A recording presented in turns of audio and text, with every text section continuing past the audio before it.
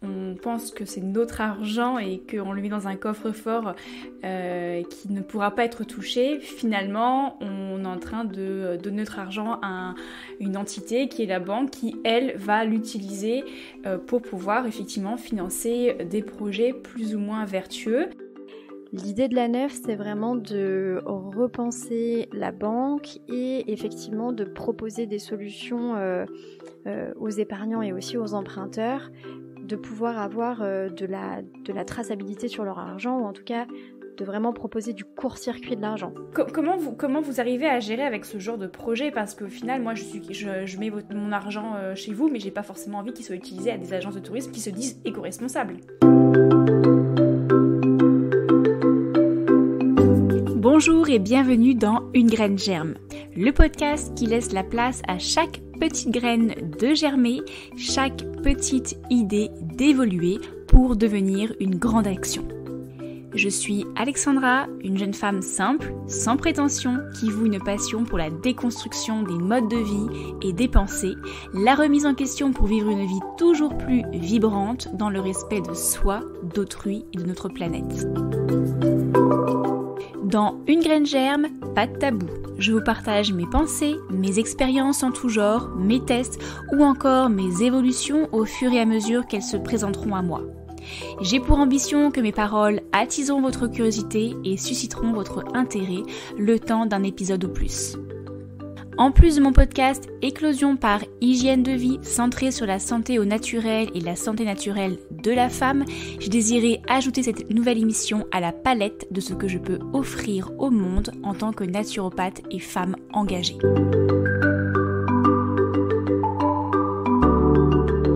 Alors, quelle nouvelle graine a bien pu encore germer dans ma tête? Bonne écoute! Argent et écologie, deux domaines bien antagonistes, n'est-ce pas? Pourtant, de nos jours, de plus en plus de personnes se demandent comment concilier leur désir de prendre soin de la planète avec leur besoin de gagner de l'argent. Moi la première, c'est une question qui habite mon esprit depuis maintenant 3 ans. Dans cet épisode, je pars à la rencontre de Lucie Verdon, banquière itinérante de la Bretagne Est. Nous discutons ensemble des différentes façons de gérer notre argent de manière écologique, qu'il s'agisse d'investir dans des entreprises durables, de réduire notre empreinte écologique grâce à nos choix de consommation, ou encore de trouver un équilibre entre nos valeurs environnementales et notre budget. Avec Lucie, nous nous intéressons aux banques éthiques et coopératives, à leur impact sur la société. Nous examinons comment ces institutions financières fonctionnent différemment des banques traditionnelles et comment elles cherchent à promouvoir une économie plus équitable et plus durable. Nous discutons également des avantages pour les clients de ces banques, tels que les tarifs avantageux, les prêts équitables et l'investissement dans des projets socialement responsable. Que tu sois soucieux ou soucieuse de l'environnement, investisseur ou investisseuse, entrepreneur ou simplement intéressé par la question de l'argent et de l'écologie, cet épisode est fait pour toi. Si tu es intéressé par les alternatives éthiques et durables aux banques traditionnelles, cet épisode est vraiment fait pour toi. Et d'ailleurs, si tu désires aller encore un peu plus loin sur la notion de monnaie locale que nous avons brièvement introduite lors de notre échange, sache que j'ai un épisode entier dédié à ce sujet dans lequel je suis partie à la rencontre du responsable de la monnaie locale de mon secteur, la Mayette. Je te mets le lien de cet épisode dans la description de celui-ci. À présent, je t'invite à rejoindre ma conversation avec Lucie. Belle écoute! Bonjour Lucie et bienvenue sur le podcast Une graine germe. Je suis très contente de pouvoir vous accueillir aujourd'hui pour parler argent, pour parler environnement, pour parler de vous également. C'est la deuxième fois qu'on va parler un petit peu économie et écologie sur le podcast Une graine germe. Précédemment, j'avais rencontré et mis à l'honneur la monnaie locale de la Bretagne, la Mayette. Et aujourd'hui, on va remonter un petit peu plus loin le fil de l'économie en parlant de la banque et où est-ce qu'on met notre argent et comment on l'utilise. Alors Lucie, pour commencer à apprendre un petit peu à te connaître, j'ai une question que j'aime bien poser à mes invités qui est la suivante. voici un miroir et j'aimerais que tu me dises qu'est-ce que tu vois dans le reflet de celui-ci. Bonjour Alexandra, merci pour l'invitation. Alors dans ce miroir, eh bien, je me vois donc Lucie, 32 ans, qui a grandi à la campagne dans le Finistère Nord, issue d'une famille, enfin de petite fille de 4 agriculteurs et voilà, grandi entourée de grands espaces avec vraiment un goût, une appétence pour la nature, pour les randos en bord de mer ou voilà, vraiment assez déjà très sensibilisée, je pense, à l'environnement via mon enfance, et je pense que c'est d'ailleurs de là que découle un petit peu mon parcours et aujourd'hui mon engagement. Voilà, et donc qui aujourd'hui m'engage sur pas mal de sujets dans ma vie et jusqu'à mon travail et d'où notre échange aujourd'hui, puisque j'ai rejoint la nef il y a maintenant 4 ans. Alors j'ai l'impression que effectivement l'aspect nature et environnement est assez présent chez toi. Pour autant, si tu es invité aujourd'hui, c'est pour parler banque, c'est pour parler argent, c'est pour parler économie. Dans ma tête, voilà, c'est un petit peu le grand écart entre le monde de l'agriculture et bien sûr que tout tourne autour un petit peu de l'argent qui est un troc, mais quand même de cet amour pour la nature et cette enfance où tu as vécu au milieu au sein de l'agriculture. Et puis là, tu te retrouves banquière, on va dire. Est-ce que tu peux un peu peut-être nous expliquer le cheminement de ce début de vie et de carrière?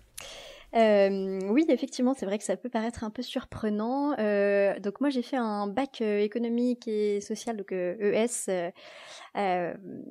Et suite à ce bac, j'avais pas d'idée très précise du secteur vers lequel m'orienter. Donc j'ai un peu suivi, on va dire, un parcours un peu classique, mais j'ai rejoint un DUT GACO, gestion administrative et commerciale, donc vraiment orienté vers le monde de l'entreprise, avec vraiment une formation assez généraliste sur les secteurs du marketing, de la communication, comptabilité, administration des entreprises. Et pendant cette formation, je m'étais dit, sans avoir d'idée très précise, mais j'étais assez intéressée par les questions de comptabilité, finance, etc., mais aussi pour l'intérêt général, pour des missions d'intérêt général. Donc j'ai décidé de partir à l'IAE à Toulouse, dans l'objectif à la base de faire un diplôme pour passer les concours de la fonction publique. Voilà, et suite à un stage en collectivité territoriale, finalement, je me suis un petit peu posé des questions et j'étais pas certaine. En tout cas, mon stage m'a un petit peu rebuté sur sur la lourdeur un peu administrative, par moi les questions un peu politiques qui complexifient les métiers dans la fonction publique, et du coup, je me suis plutôt orientée vers un master en finance d'entreprise, et voilà. Et donc petit à petit, en fait, je suis arrivée dans le domaine avec pas vraiment de connaissance ou de sensibilisation sur le secteur de l'ESS, de l'économie sociale et solidaire. J'en avais quasiment, je pense, jamais entendu parler pendant mes études.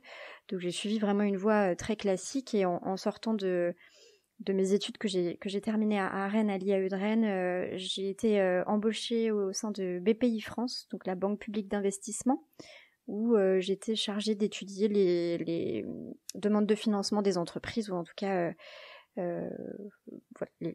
plus exactement les demandes de garantie bancaire pour les prêts octroyés par les banques un peu traditionnelles. Donc c'était vraiment tout secteur d'activité, tout type d'entreprise. Et après j'ai travaillé aussi sur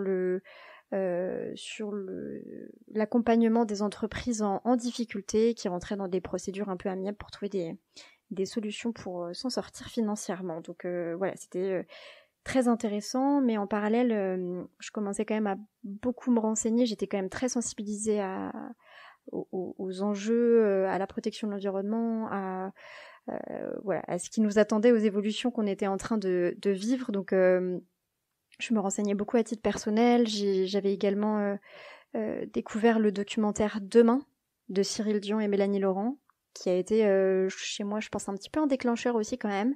Il m'a bien marqué et je pense que ça a aidé dans mon cheminement et dans mes étapes de vie. Voilà, et du coup, pas mal de questionnements sur mon avenir, sur comment évoluer, dans quoi travailler. J'avais envie de donner un peu plus de sens à mon travail. Mais avec mon conjoint, on a décidé de partir vivre quelques années à l'étranger, en Amérique du Sud, en Bolivie exactement, à La Paz, qui est une ville exactement, waouh, qui est une ville à 3600 mètres d'altitude, perchée dans la cordillère des Andes. Donc sacrée aventure, c'était une très très très belle expérience avec vraiment... ça nous a permis de voir une autre façon de vivre, une autre culture, et ça nous a vraiment beaucoup beaucoup appris.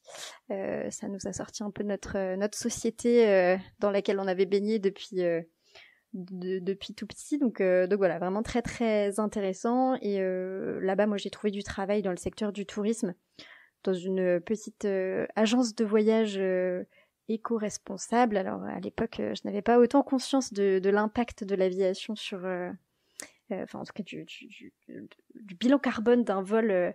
Donc faire voyager des personnes, les faire traverser le monde pour 2 semaines de vacances en Amérique du Sud. Voilà, j'avais pas autant conscience de la problématique, mais en tout cas c'était assez intéressant parce qu'on essayait vraiment en tout cas que les bénéfices du tourisme aillent vraiment vers les populations locales. Ils étaient vraiment hébergés dans des hôtels familiaux, ou en tout cas on évitait on passait pas du tout par des chaînes internationales. Pareil sur la restauration, le transport, etc. C'était vraiment que on souhaitait que les revenus aillent vraiment bénéficier aux populations locales, ce qui malheureusement n'est pas le cas partout. Donc voilà, très intéressant. Et au retour en France, donc gros questionnement, qu'est-ce que je fais maintenant? J'avais découvert la nef dans le documentaire Demain de Cyril Dion et Mélanie Laurent, et je suis tombée sur un poste à Nantes qui était un poste de conseiller financier, notre ancien titre avant banquier itinérant, mais qui alliait vraiment très bien mon expérience bancaire et le sens que je souhaitais mettre dans mon travail. Donc j'ai postulé, j'ai été prise sur ce poste et voilà, pas de regret aujourd'hui. C'est vrai que ça me permet de vraiment allier mon expérience et mes compétences dans la finance, et tout en étant engagée en finançant du coup uniquement des projets à plus-value environnementale, sociale ou culturelle. Bah écoute, merci beaucoup Lucie d'avoir partagé ce parcours qui est digne des montagnes russes. On voit que tu es partie pour aussi changer de référentiel, remettre un petit peu tout en question. Je sais que moi c'est quelque chose que j'ai réalisé. Alors je ne dis pas que partir et les voyages sont nécessaires, et encore moins maintenant, parce que ayant aussi conscience de tout l'impact environnemental derrière les voyages et les longs voyages, c'est beaucoup plus compliqué pour moi de conseiller ça, mais en tout cas on peut très bien faire aussi un voyage intérieur et partir pas très loin de chez soi pour couper ce référentiel et essayer de remettre un petit peu les pendules à l'heure. Et ce qui est inspirant dans ton parcours, c'est que in fine tu es réussi de ce grand écart entre ces convictions environnementales, cet amour de la nature, et aussi un autre amour des chiffres et de la compta, et bien que tu as réussi à réduire ce grand écart pour le rendre un peu moins douloureux, ou alors tu as travaillé ta souplesse. mais en tout cas ça montre bien qu'il est possible d'allier des choses qui paraissent au départ peut-être un petit peu antinomiques pour leur donner du sens et ne pas rester tiraillé entre des fois le cerveau et le cœur, et des fois des amours aussi un petit peu différents. Donc merci d'avoir partagé ce parcours. Tu as mentionné la nef, c'est tout l'enjeu de l'épisode du jour, c'est de présenter un petit peu ce qu'est la nef, ce que ça permet, puisque l'argent aujourd'hui c'est quelque chose qui reste central. Alors même si j'essaye moi de déconstruire un maximum de choses, de peurs, de croyances autour de l'argent, et me dire que l'argent n'est qu'un moyen et c'est quelque chose qui nous permet d'échanger des savoirs et d'échanger des compétences, d'échanger des objets entre deux entités. que ce soit entreprise ou particulier. Aujourd'hui, je pense qu'on met beaucoup trop de poids et on est beaucoup trop dépendant de l'argent, mais néanmoins, ça reste quand même une monnaie d'échange importante chez nous, dans notre société actuelle, et ça peut être aussi parfois utilisé de manière que je dirais moi aujourd'hui pas forcément très utile pour l'environnement, loin de là, mais surtout qu'en fait on ne sait pas forcément comment est utilisé notre argent au-delà de ce que l'on dépense directement en tant que consommateur. Des fois on met notre argent quelque part, notamment dans des banques, et on ne sait pas vraiment à quoi c'est utilisé.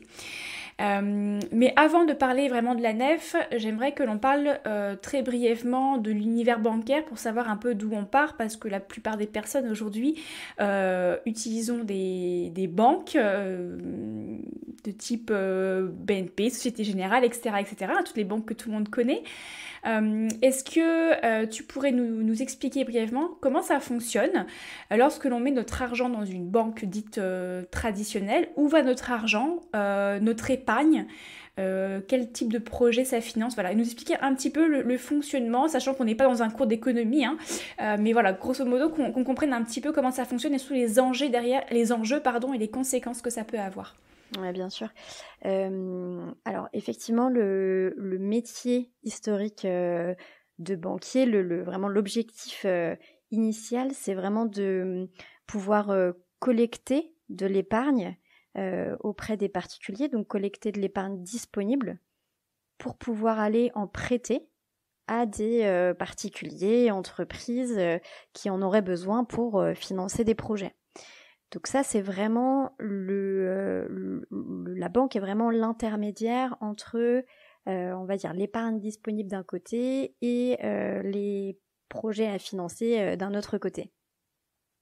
Quand on place son argent dans une banque aujourd'hui, c'est vrai que le métier la banque a quand même grandement évolué depuis pas mal d'années pour de multiples raisons, mais aujourd'hui, quand on place son épargne dans une banque, il est effectivement en partie utilisé pour aller financer des projets sur lesquels malheureusement on n'a pas beaucoup de visibilité dans les grandes banques en tout cas, puisque aujourd'hui les grandes banques ne publient pas tous les financements qu'elles octroient, donc on n'a pas forcément de vision sur ce que notre argent permet de financer. Et les banques sont aussi, se placent de l'argent en fonction des produits que vous avez, mais elles placent aussi de l'argent sur les marchés financiers qui peuvent qui ont aussi des défauts, et notamment le fait de participer à de la spéculation, par exemple sur les denrées alimentaires, etc., qui peuvent affecter directement les populations. Donc les métiers les métiers bancaires ont vraiment beaucoup évolué. Il y a aussi de plus en plus de services, de produits proposés, etc. Mais le défaut aujourd'hui, c'est qu'effectivement, les banques continuent de soutenir assez massivement des activités économiques qui vont malheureusement à l'encontre de ce qu'il faudrait faire, ou en tout cas, parfois, elles financent des projets toujours plutôt climaticides. On peut parler, par exemple, de Total, ou des projets IECOP, par exemple, que des banques françaises peuvent financer, en tout cas des banques françaises continuent de financer des nouveaux gisements de pétrole, d'énergie fossile, alors que le rapport du GIEC notamment précise bien que si on veut tenir les accords de Paris et un monde qui se réchaufferait pas à plus de 1,5 degré, il faut arrêter de continuer à forer et trouver des nouveaux gisements de pétrole, ou en tout cas financer le charbon, etc. Donc voilà, les banques, les grandes banques n'ont pas encore pris la mesure. Ça commence un petit peu à bouger, mais elles financent encore malheureusement massivement ces projets-là. Il y a notamment une association aussi qui s'appelle Reclaim Finance, qui est une ONG, pardon, et qui se bat pour essayer de faire bouger les choses un peu plus vite que parce que voilà, on voit qu'il y a des choses qui commencent quand même à entrer, mais le pouvoir économique est encore aujourd'hui très, très puissant et les choses avancent pas assez vite. Donc voilà, cette ONG, elle essaye aussi de faire bouger les lignes des banques pour que et des assurances, mais pour que ces dernières essayent de mettre les enjeux écologiques, sociaux, etc. au sein de leur politique et de leurs critères de financement. Parce que c'est vrai que le pouvoir de l'argent aujourd'hui est assez énorme et du coup le pouvoir des banques aussi, si les banques décident d'arrêter de financer les nouveaux puits de pétrole ou le charbon ou certains projets climaticides, ou en tout cas qu'elles accompagnent les entreprises, les emprunteurs dans des pratiques plus vertueuses. Voilà, il y a vraiment les banques ont un rôle assez important à jouer. Donc voilà, pour essayer de résumer. Mmh. Alors, si je comprends bien dans les grandes lignes, lorsque l'on place notre argent dans une banque, déjà ce qu'il faut savoir, c'est que on pense que c'est notre argent et qu'on le met dans un coffre-fort qui ne pourra pas être touché. Finalement, on est en train de donner notre argent à une entité qui est la banque qui, elle, va l'utiliser pour pouvoir effectivement financer des projets plus ou moins vertueux, que ce soit des projets particuliers comme des emprunts, des crédits immobiliers, des crédits à la consommation, etc., comme des crédits pour des entreprises plus ou moins importantes et plus ou moins vertueuses et climaticides, comme tu l'as dit. Ça, c'est la première chose. La deuxième chose, c'est que, comme je viens de le dire et comme tu l'as dit, effectivement, ça finance des projets. Souvent, même si on donne notre argent à une banque et qu'on le met on le place dans un coffre-fort qui est finalement ouvert, la banque, en retour, va utiliser cet argent sans nous dire comment elle va l'utiliser. Elle va pas nous demander notre autorisation pour dire est-ce que je peux donner votre argent à Google ou à notre entreprise pour effectivement forer des puits de pétrole, ou est-ce que je le donne à, je sais pas moi, une coopérative locale qui souhaite développer l'alimentation locale, un projet d'agriculture en permaculture, en agroforesterie ou je ne sais quoi. Donc on n'a pas l'autorisation, on ne demande pas notre autorisation en tant que possesseur de cet argent de comment c'est utilisé. Donc on n'a pas cette visibilité-là. Est-ce que pour terminer sur ce chapitre-là, tu aurais des informations sur, si je prends voilà, les banques, je laisse de côté les banques spécifiques comme la NEF, on reste vraiment focalisé sur les banques dites traditionnelles. Est-ce qu'aujourd'hui il existe un espèce de classement, quelque chose qui permette d'ouvrir les yeux à nous ouvrir les yeux à nous, possesseurs d'argent et placeurs d'argent, à savoir quelles sont les banques qui utilisent leur argent sur des projets plus ou moins climaticides. Est-ce qu'il existe comme ça un type de classement qui nous permettent de savoir comment vraiment utiliser notre argent en fonction des banques dans lesquelles on est? Oui, tout à fait. Alors, il y a l'ONG Les Amis de la Terre qui travaille sur ce sujet depuis pas mal d'années, avec Oxfam d'ailleurs, je crois, qui ont fait un classement et un petit guide et qui est notamment accessible en ligne sur un site qui s'appelle changedebanque.org. Donc il y a des tirets entre chaque mot, changedebanque.org. Je mettrai le lien en description. Très bien, parfait. Sur lequel vous pouvez avoir accès à des informations sur les différents établissements.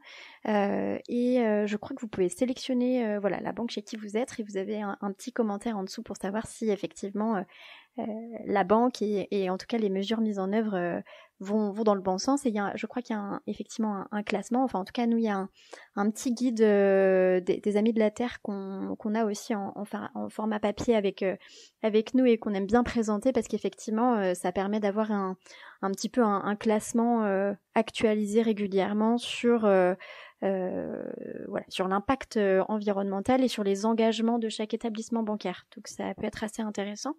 Il y a aussi alors même si le bilan carbone n'est pas la seule chose à analyser, mais il y a aussi, je ne sais pas si sur ce site-là exactement, mais en tout cas on peut retrouver le poids carbone ou le bilan carbone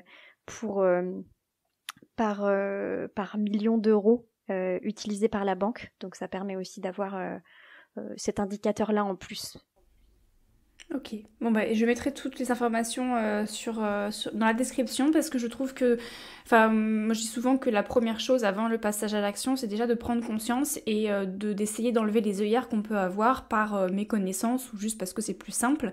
Donc déjà de prendre conscience en fonction de la banque ou des banques dans lesquelles on est, savoir comment un peu plus est utilisé notre argent et puis après on prend les décisions en fonction de nos choix de vie. Je te propose que l'on passe maintenant sur le projet de la nef. Pour la plupart des personnes, mais voilà, c'est de plus en plus connu. Je sais qu'il y a de plus en plus de personnes qui parlent de la nef. Moi, j'ai découvert à titre personnel la nef il y a un peu plus d'un an parce qu'étant une grande consommatrice de podcasts, certains podcasteurs sont soutenus par la nef. Par exemple, je pense aux 2030 Glorieuses de Julien Vidal. Je pense également à Quête de sens, voilà, qui sont d'ailleurs des émissions de podcast que je recommande et je vous mettrai également les liens en description de l'épisode. Donc moi j'ai découvert la nef de cette manière-là, c'est aussi de cette manière-là que j'ai un peu pris conscience que notre argent était utilisé de manière voilà, parfois non vertueuse et pourtant j'ai tout de même j'ai grandi dans l'univers de la banque puisque mes parents, mes grands-parents travaillaient dans la banque mais c'est toujours resté très très très flou pour moi. Donc j'ai découvert vraiment comment était utilisé mon argent et c'est comme ça que j'ai commencé un petit peu à me documenter et j'ai rejoint la nef. Donc je pense que tu seras beaucoup mieux placée pour moi pour parler de la nef. D'ailleurs tu es ce qu'on appelle banquière itinérante et ça te va très très bien puisque le voyage fait partie aussi de ton histoire. Est-ce que tu peux nous expliquer ce qu'est la nef ? Est-ce que c'est une banque? Est-ce que c'est autre chose? Et quelle est la différence avec les banques actuelles? Alors, nous sommes une société financière, donc pas exactement une banque, mais quasiment. Donc une coopérative, on appartient uniquement à nos sociétaires et nous finançons exclusivement des projets à plus-value environnementale, sociale ou culturelle.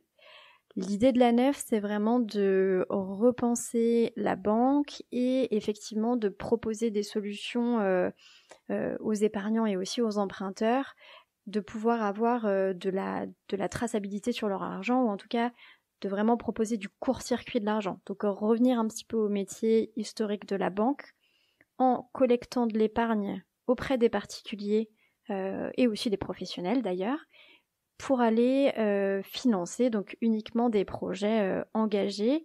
Donc l'idée c'est vraiment d'avoir un peu plus de maîtrise sur les flux financiers et assurer à l'épargnant que son argent va bien aller financer des projets vertueux, de l'économie réelle, créer des emplois sur les territoires et voilà, pas financer des projets qui seraient en contradiction avec leurs valeurs, avec ce qu'ils veulent défendre ou qui partiraient dans les nébuleuses des marchés financiers. Donc c'est vraiment ça l'objectif de la nef. Donc aujourd'hui, on va financer des associations, entreprises, collectivités qui ont des projets engagés et pour aller vraiment au bout de la démarche, on est donc aujourd'hui malheureusement le seul établissement à publier l'intégralité des financements qu'on octroie. Donc l'objectif c'est voilà, au-delà des belles paroles, de vraiment pouvoir montrer ce qu'on fait sur le terrain, comment votre argent est utilisé.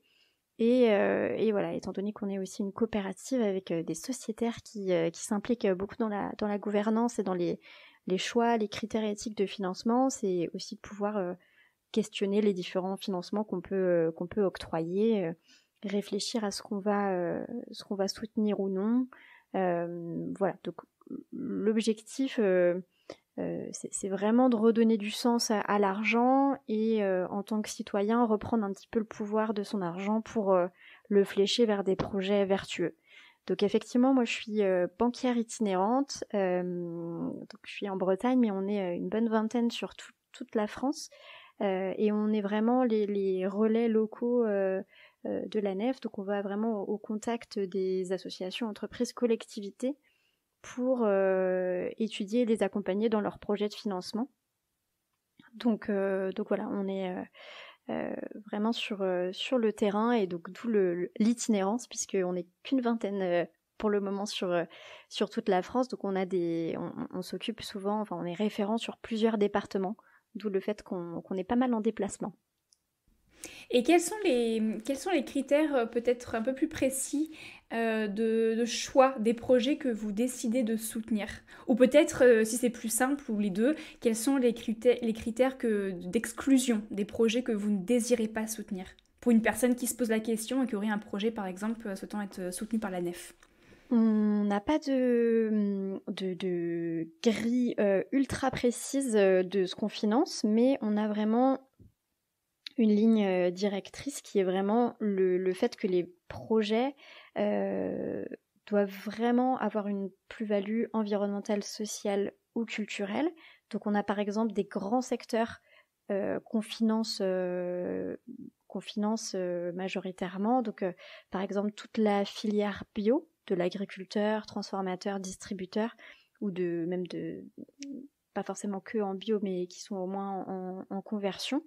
Tout le secteur des énergies renouvelables, la rénovation énergétique des bâtiments. Sur le volet social, c'est aussi tout le secteur de l'insertion, des entreprises adaptées, des logements sociaux. Sur le volet culturel, ça peut être des librairies indépendantes, coopératives, des maisons d'édition, voilà, c'est assez large. On a beaucoup de secteurs différents.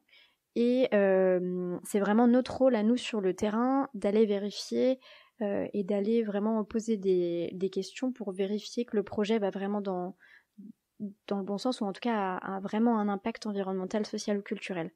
Si jamais on a un doute sur l'éligibilité du projet, on peut tout à fait en discuter en interne à la nef avec nos collègues, mais aussi avec les sociétaires. On a des sociétaires actifs sur le terrain qui peuvent aussi s'impliquer dans les critères, et on a aussi un comité d'éthique au sein de la nef qui nous permet de nous aiguiller un peu sur les secteurs qu'on va aller financer ou pas. Alors moi j'aimerais te titiller un petit peu parce que grâce à l'engouement de la question écologique, et je dis grâce parce que heureusement qu'on en parle de plus en plus, on a aussi beaucoup de travers qui se créent, beaucoup de ce qu'on appelle de greenwashing et de projets qui se disent à impact positif, pour respecter l'environnement, les critères sociétaux, etc. Je reprends par exemple ton exemple de ton voyage sur l'agence de tourisme qui se dit éco-responsable, mais pour autant qui derrière, in fine, pour avoir des touristes, il faut faire du trafic aérien, et ça, c'est pas du tout éco-responsable. Comment, au sein de la nef, vous réussissez à j'ai envie de dire à gérer avec ce genre de projet où on part d'un projet qui est forcément impactant, mais qui va essayer d'améliorer son image. Je prends des grands distributeurs par exemple, qui peut-être fabriquent en Chine, mais ils vont faire attention à quelle matière utiliser, etc. Et qui vont quand même délocaliser. Tu vois, comment vous arrivez à gérer avec ce genre de projet? Parce qu'au final, moi, je mets mon argent chez vous, mais j'ai pas forcément envie qu'il soit utilisé à des agences de tourisme qui se disent éco-responsables. Tout à fait, exactement. En fait, c'est vraiment notre rôle, nous, en tant que banquier itinérant, d'aller vraiment creuser ces questions-là, d'aller vraiment chercher comment sont fabriqués les produits, quelle est la démarche, d'où l'intérêt aussi d'être itinérant, ou en tout cas d'aller vraiment rencontrer les projets, les associations, etc. En fait, on se rend compte que c'est aussi beaucoup dans la discussion, dans la rencontre, qu'on va aussi mesurer l'engagement de la personne et en tout cas de là ou des personnes qui portent les projets. Et c'est dans l'échange aussi qu'on va réussir à mesurer à quel point ça peut être du greenwashing ou pas. Après, effectivement, il y a des secteurs sur lesquels c'est moins évident de se positionner, ou qui sont plutôt un peu plus neutres, d'où l'intérêt pour nous d'avoir vraiment ces échanges en interne avec nos collègues, avec les sociétaires, avec le comité d'éthique qui peut nous épauler également pour savoir si on intervient ou pas sur ce type de financement, et aussi d'où l'intérêt de publier l'intégralité des projets qu'on finance, puisque en tant que sociétaire à la nef, vous pouvez tout à fait nous solliciter sur pourquoi vous avez financé cette entreprise. Moi je suis pas d'accord avec ça, et voilà, s'il y a des arguments, ça permet aussi de nourrir la réflexion en interne. Donc voilà, mais c'est vraiment nous, en tant que banquiers itinérants, qui allons rencontrer les projets, allons leur poser des questions sur leur façon de produire, quelle activité ils proposent, si certaines solutions, parce que parfois il y a aussi la réalité économique derrière et enfin, une entreprise est difficilement 100% vertueuse. C'est pas évident d'être parfait sur tous les sujets, même à titre personnel. Hein, donc voilà, l'idée, c'est vraiment de mesurer aussi l'engagement du ou des gérants, des porteurs de projets, et de voir quelle est leur vision à eux de leur activité, comment ils peuvent faire évoluer les choses. Donc voilà, c'est aussi beaucoup dans l'échange et dans la discussion qu'on se rend vraiment compte, et on s'en rend compte quand même assez vite de l'engagement vraiment des gérants. On leur pose aussi la question sur le mode de gouvernance, de répartition de la richesse au sein de la structure. Voilà, c'est aussi des petites pistes qui nous aiguillent sur le type de projet à financer. Donc si je reprends un petit peu mon image, je suis très image du coffre-fort. Et cette fois-ci, on a encore un coffre-fort, on met l'argent dedans, sauf que ce coffre-fort, il reste ouvert puisqu'il va être utilisé pour d'autres projets. Mais en tant que propriétaire du coffre-fort, on sait quand est-ce qu'on ouvre le coffre-fort et à qui va notre argent. Et on peut, si on le souhaite, être amené à questionner pourquoi cet argent a été utilisé, notre argent a été utilisé pour tel et tel projet qu'on ne comprend pas forcément ou dont on n'a pas forcément toutes les connaissances. Exactement, et du coup il y a une petite carte interactive aussi sur notre site internet si vous voulez aller voir voilà, les projets qui ont été financés à côté de chez vous, et voilà, vous avez vraiment accès à l'information pour aussi nous challenger ou nous questionner sur les projets qu'on finance. Bah écoute, très bonne transition parce que je voulais faire un petit moment égoïste. C'est-à-dire que nous sommes en Bretagne, et en plus tu es banquière itinérante de région Bretagne, donc tu vas pouvoir me renseigner dessus. J'ai fait il y a si vous remontez le fil des épisodes, vous qui nous écoutez, j'ai déjà fait un épisode avec le responsable de la monnaie locale de ma région qui est la Mayette. Dans cet épisode, effectivement, a été évoquée la NEF, puisque la NEF, si je ne me trompe pas, soutient les projets de monnaie locale. On héberge effectivement les fonds en euros de beaucoup de monnaies locales, donc qui placent l'équivalent euro de la monnaie locale donc sur un compte à la NEF, et qui va nous permettre après encore d'aller financer plein de beaux projets. Donc effectivement, on est très en lien avec les monnaies locales. Donc si vous voulez en savoir un peu plus sur la monnaie locale, je vous invite à aller écouter l'épisode et je vous mettrai le lien en description, comme ça vous aurez un épisode tout entier, 1h30, rien que pour la monnaie locale bretonne, mais il y en a d'autres, on parle aussi des monnaies locales de manière générale et comment ça fonctionne. Et j'ai également beaucoup titillé mon invité parce que j'avais beaucoup de questions et j'étais même accompagnée de mon conjoint qui est très très critique. Donc voilà, c'est un épisode assez riche d'enseignements. Mais du coup, je voudrais juste terminer sur peut-être les projets que la NEF bretonne a pu financer peut-être dernièrement, ou dont tu es peut-être la plus fière en tant que banquière itinérante de la région Bretagne. C'est pas évident cette question, parce qu'on finance énormément de beaux projets, donc en donner que quelques-uns, c'est pas évident. On finance, voilà, historiquement, on a déjà un partenariat assez fort avec Biocop, puisque Biocop et la NEF se sont aussi créés à peu près dans les mêmes années, avec une vision assez proche. Donc on finance beaucoup de magasins Biocop, on en a pas mal sur toute la Bretagne. Sinon, dans les projets qu'on a pu financer, par exemple, je peux vous citer Comme un établi, qui est une coopérative d'artisans qui s'est implantée à Rennes, avec vraiment pour objectif de décloisonner le métier d'artisan, où souvent c'est une personne seule dans son atelier qui travaille elle-même avec ses propres outils. Donc là, l'idée, c'est vraiment de mutualiser l'espace, et chaque artisan a son box dans cet atelier comme un établi. Mais voilà, vraiment des échanges avec les autres artisans. Ils peuvent répondre à plusieurs sur des chantiers, des appels à projets. Ils peuvent mutualiser les outils. Il y a aussi tout un aspect ouverture vers les particuliers. Donc en tant que particulier, on peut aller faire des ateliers avec les artisans pour voilà, je sais pas, on a envie de créer une super table en bois pour chez nous, et ben on peut aller là-bas avec et on est accompagné par les artisans pour le faire.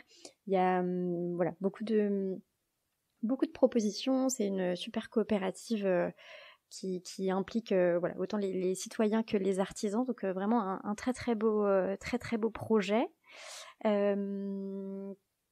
Je suis en train d'essayer de regarder ma petite liste de financement en même temps pour savoir quel autre projet présenter, mais un dernier projet. Alors je regarde peut-être pour sortir quand même un peu de Rennes aussi, parce qu'on en finance quand même un peu partout. Et bah plus près de la mer, j'allais dire, on a financé aussi MD Surfboard Cutback Sport qui réalise des planches de glisse, donc du surf, etc., avec des matériaux éco-conçus, biosourcés, pour vraiment limiter l'impact environnemental de la pratique du surf, parce que c'est quand même le surf, c'est une activité sportive en pleine nature, etc. Et les matériaux utilisés sur les planches voilà, ont quand même un impact environnemental assez fort, et aussi sur la biodiversité marine. Donc l'idée, c'est vraiment d'essayer de trouver des alternatives plus écologiques à la pratique des sports de glisse. Voilà. Mais je vous invite vraiment à aller voir la liste de tous les projets financés sur le site, parce que voilà, il y a vraiment des très très beaux projets en Bretagne et partout en France d'ailleurs. Je mettrai la carte, le lien direct de la carte interactive, faut qu'il n'y ait plus qu'à cliquer dessus. Écoute Lucie, j'aimerais que l'on termine notre échange par un petit voyage, mais cette fois-ci un voyage 100% écolo. Un petit peu d'utopie réaliste. Alors, je dois avouer que j'ai piqué cette idée à justement notre cher ami Julien Vidal. Qu'on connaît bien, ouais. Qu'on connaît très bien, et j'aime beaucoup cet exercice-là, mais comme il a déjà fait un épisode, mais avec une autre personne, bah voilà, je pense que l'utopie réaliste sera différente, elle sera bretonne. Du coup, on se projette, on ferme les yeux, on essaie de voyager et on se projette à 10 ans.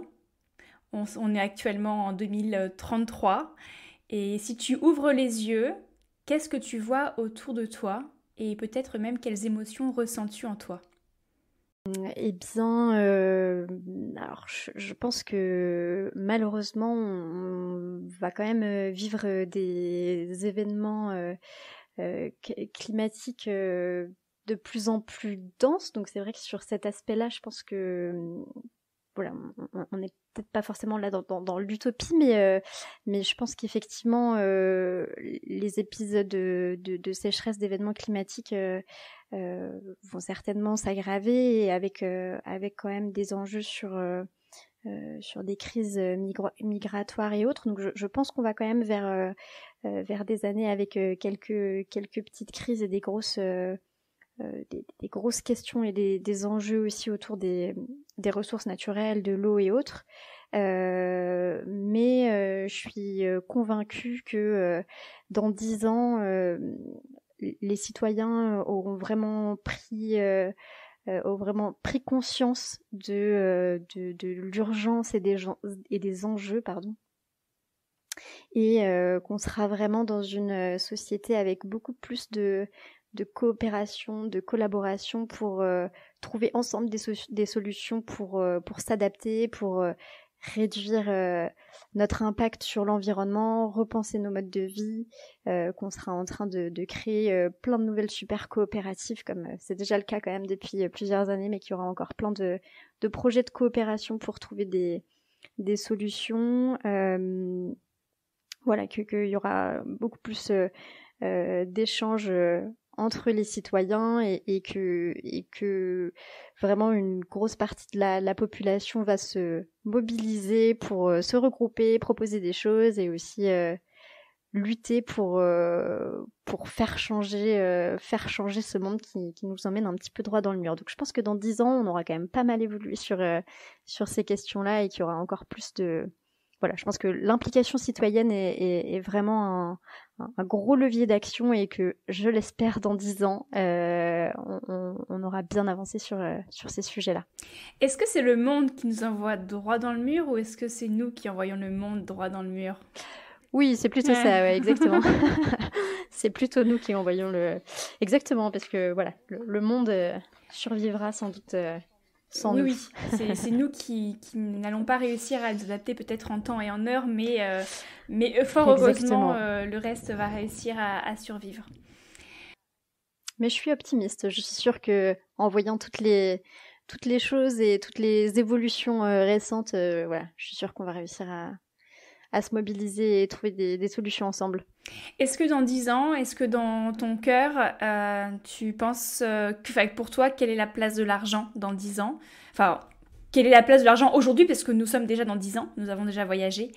Mais dans ton cœur, si on devait vraiment lever toutes les barrières, comment ça se passe? Tu parlais d'échanges, voilà. Ben, j'espère qu'on aura un petit peu déconstruit cette course un petit peu effrénée à l'argent et à toujours plus d'argent. Donc voilà, dans 10 ans, on aura moins ce besoin de consommation effrénée aussi. On aura repensé nos modes de vie et on sera... voilà, on accordera plus d'importance à l'entraide, à plein d'autres choses qui nous rendent beaucoup plus heureux que juste l'accumulation de richesses. Donc, y a quand même beaucoup de choses. Je parlais des coopératives. Il y a de plus en plus de choses mises en place, de réflexions sur les gouvernances en entreprise, la répartition de la richesse. Donc, dans 10 ans, j'espère que ça aura évolué et je suis sûre que ça aura évolué dans ce sens-là. Pour conclure, j'ai quelques petites dernières questions à te poser. Déjà, la première, c'est tout simplement, est-ce que tu as quelque chose que tu aimerais partager et qui n'a pas été, une question qui n'a pas été posée et que tu aimerais, toi, ajouter? Juste, effectivement, moi, je vois beaucoup dans mon entourage des gens qui sont conscients, en tout cas, qui ont à l'esprit, voilà, qu'on est dans une période avec des forts enjeux écologiques, etc., et qui savent pas forcément comment agir. Donc moi, vraiment, la première chose que je leur recommande, c'est vraiment de se renseigner pour bien comprendre en fait ce qu'il est en train de se passer, et ça permet, alors parfois c'est sûr, hein, ça c'est pas forcément hyper réjouissant toujours, mais ça permet de vraiment comprendre ce qu'on est en train de vivre, et aussi de réussir à savoir quels efforts mettre, ou en tout cas par quoi commencer dans notre propre vie, sur quel levier agir en priorité, parce que c'est sûr que voilà, on passe pas enfin, c'est difficile d'être parfait sur tous les sujets, et je vois qu'il y a aussi beaucoup de gens qui savent pas vraiment trop par où prendre les choses et par quoi commencer. Donc vraiment, je trouve que l'information, il y a aujourd'hui plein de médias spécialisés, ou en tout cas des super médias pour s'informer et prendre conscience des enjeux. Donc voilà, vraiment recommander aux gens de s'informer sur ces médias-là. Je crois que j'ai écouté rapidement le précédent, enfin l'épisode avec Marion de Télécope, qu'on connaît bien, et qui recommandait des médias comme Blast, Ouvert ou Bon Pote. Ça permet vraiment de bien comprendre les enjeux, et je trouve de se mettre en action. Est-ce que d'ailleurs tu as peut-être une ressource qui toi t'a aidé particulièrement voilà, que ce soit un livre, une vidéo, un podcast ou autre?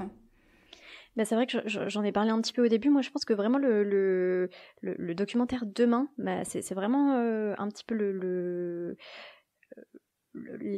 ce qui m'a vraiment fait passer dans l'action après m'être pas mal renseignée. Je trouve que ce documentaire est vraiment optimiste en fait, parce qu'il montre vraiment les solutions, qu'est-ce qu'on peut mettre en œuvre à notre échelle. Et c'est vraiment ce documentaire qui m'a permis de me lancer dans l'action en tout cas, et aussi de repenser notamment mon rapport au travail, ma volonté de m'engager aussi via mon travail. Donc voilà, c'est vraiment ce documentaire. Après, effectivement, il y a Julien Vidal a également fait des livres que je recommande. Et après, vraiment régulièrement, c'est vrai que vers le média, ils font vraiment d'un super lettre d'information, et vraiment du contenu de qualité. Donc je recommande. Et puis effectivement, Blast, qui est également qui permet d'aller vraiment en profondeur dans les sujets et d'interviewer des personnes spécialisées. Donc ça permet vraiment de voilà, avec une combinaison de tout ça, je pense qu'on peut avoir les clés, voilà, les bonnes clés en tout cas pour comprendre les enjeux. Et du coup, tu as mentionné demain avec Cyril Dion. Moi, je compléterai par plus récemment, parce que demain, c'est toujours d'actualité. C'est ça qui fait, Ça remonte un peu, ouais. ça qui fait peur, c'est que c'était il y a quand même quelques années C'est maintenant, vrai. et c'est tellement, tellement d'actualité. Mais plus récemment, il y a une série en 3 vidéos, 3 épisodes qui a été publiée sur la chaîne YouTube d'Arte, il me semble. Aussi avec Cyril Dion, très très intéressant. Alors après, on pourrait remettre en question justement les moyens de financement de YouTube, etc. Mais néanmoins, ça permet de mettre en avant certains contenus qui sont très intéressants, dont celui-ci. Donc je mettrai en lien également de l'épisode les 3 vidéos beaucoup plus récentes, je crois que c'était l'année dernière, quelque chose comme ça, diffusées sur la chaîne YouTube d'Arte. D'accord, exactement. Et il y a aussi Camille Etienne qui a, je crois que c'est sur Arte également, il y a un petit... je crois que c'est pareil, ça doit être en 3 épisodes. Et c'est très intéressant aussi, je ne retrouve plus le nom, mais voilà, qui fait intervenir, qui part avec des amis à elle et qui fait intervenir notamment une danseuse. Enfin, voilà, moi ça m'a beaucoup parlé aussi ce documentaire. J'essaierai de te retrouver la source pour te la transmettre. Oui, parce que je suis vraiment très intéressée également pour découvrir cet épisode. Je voulais aussi juste mentionner, parce qu'on ne l'a pas mentionné, quelque chose d'assez important qui, moi, en tant qu'épargnante à la nef, m'avait surprise, mais je sais que c'est quelque chose sur lequel vous travaillez, c'est que à la nef, lorsque l'on place notre argent, on ne peut, entre guillemets, que placer notre argent sous forme d'épargne. Aujourd'hui, il n'y a pas de compte chèque, on n'a pas de moyen de paiement, on ne peut pas mettre en fait tout notre argent à la nef, puisqu'il n'y a pas ces fameux comptes de dépôt pour utiliser au quotidien notre argent.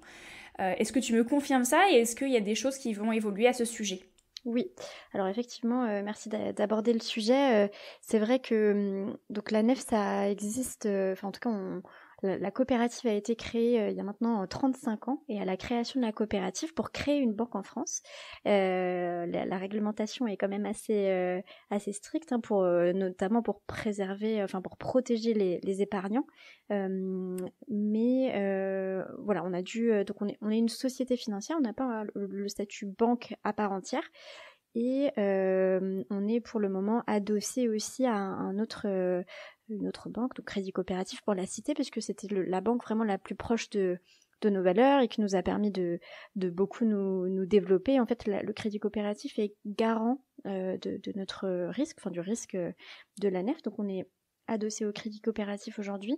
Mais il y a 2 ans, compte tenu de l'évolution de la nef, c'est vrai que sur ces dernières années, la nef s'est beaucoup développée. On finance de plus en plus de projets, on collecte aussi beaucoup d'épargne. Il y a de plus en plus de citoyens qui s'intéressent au projet de la nef, et donc c'est vraiment super, et ça montre que les choses évoluent. Et voilà, on a atteint une taille aujourd'hui qui nous paraît suffisante, en tout cas pour demander une autonomie et avoir le statut banque. Donc ça a été voté par les sociétaires en Assemblée Générale il y a 2 ans, et on a déposé un dossier d'autonomie l'année dernière, en juin 2022. Donc là, c'est toujours en cours d'étude. L'objectif, c'est vraiment de pouvoir être indépendant et de proposer de plus en plus de services, et donc notamment les comptes courants pour les particuliers.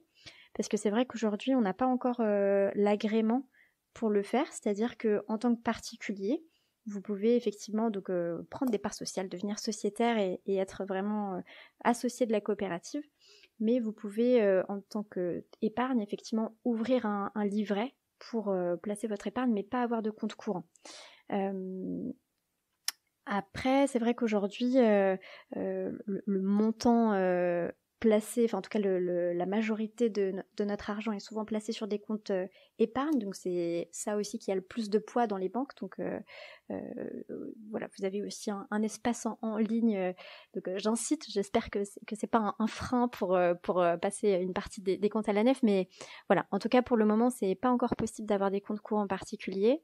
On travaille sur le sujet pour que ça soit possible le plus rapidement possible, et voilà, en attendant on a vraiment des solutions avec du placement, un livret, donc vous pouvez y mettre de l'argent et en retirer à tout moment. Vous avez un espace en ligne qui vous permet de faire des virements et des mouvements rapidement. Donc voilà. Merci. En tout cas, ça me paraissait important de le souligner parce que effectivement, quand on est dans cette démarche où on commence à prendre conscience de où est notre argent, et aussi par mesure de simplicité, titre personnel, moi j'ai pas envie d'avoir mon argent dans 36 000 banques. Donc c'est vrai que et notamment pour aussi les salariés qui se font verser leur salaire dans une banque et puis derrière doivent épargner dans une autre s'ils prennent conscience qu'ils veulent mettre leur épargne à la nef. Donc par mesure de simplicité de gestion, c'est vrai que le jour où ce sera possible, je pense que ça pourra être un frein de moins.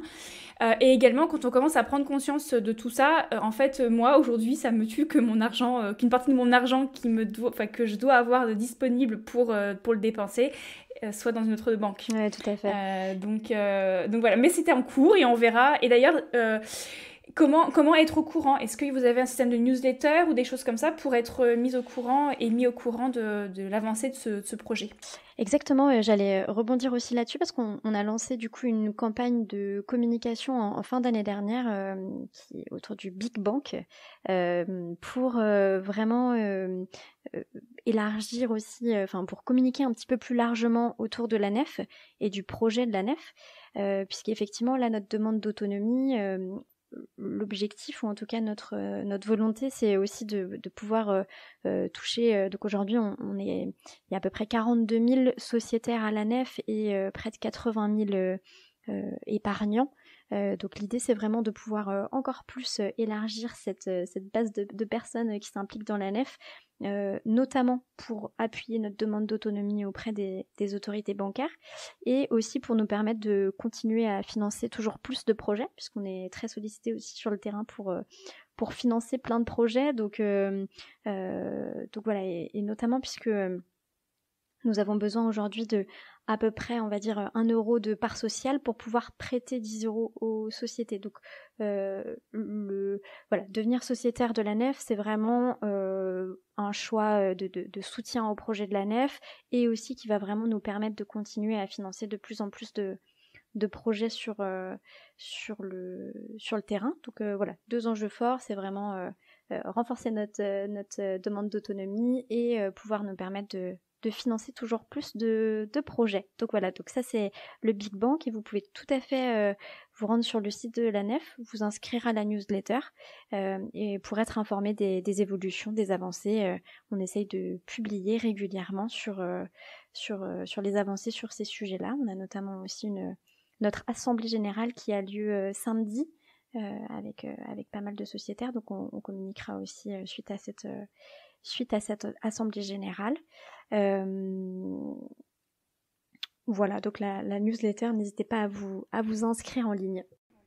Bon, je mettrai vraiment tous les liens qui ont été mentionnés au fil de notre échange, que ce soit l'ONG des Amis de la Terre, changedebanque.org, bien sûr la nef pour retrouver la newsletter, les différentes informations, sa carte interactive des projets financés, les différents documentaires de Cyril Dion et de Camille Etienne. Voilà, vous avez un beau programme devant vous.